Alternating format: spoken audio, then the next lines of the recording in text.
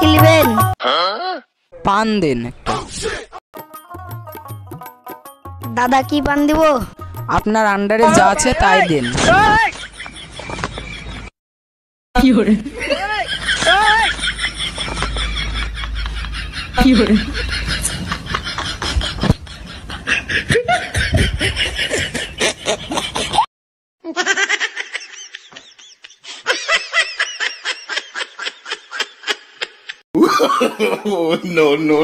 দাদা এলেন আপনার পান।